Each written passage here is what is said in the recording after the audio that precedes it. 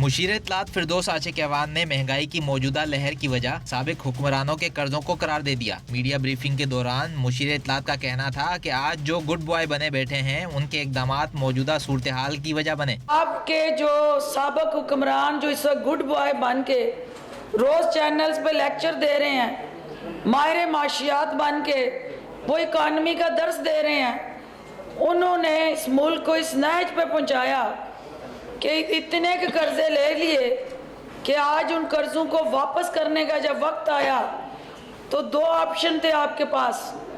एक था कि इस मुल्क को बैंक दिवालिया होने दिया जाए, दूसरा ये था कि आप अपने दोस्त अहबाब के पास जाके सपोर्ट मांगते जो आपको मिली।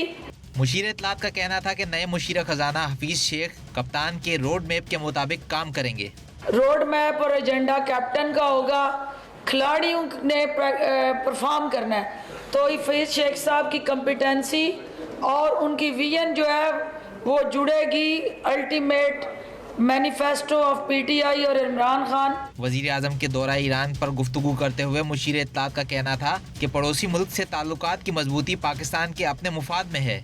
हम ये समझते हैं कि पाकिस्तान और ईरान को मिल के अपने जो सोशो कल्चर रिलीजियस बॉन्ड्स हैं उनके साथ साथ जो तजारती रिश्ते हैं उनको ज़्यादा से ज़्यादा मजबूत करना है। मुशीर इत्तलात फिरदौस आशिक अवान ने मीडिया की मुश्किलात भी जल्द खत्म होने की नवीद सुनाई। कहती हैं जो जिसका हक है वो उसे मिलेगा, बस थोड़ा इंतजार करना होगा।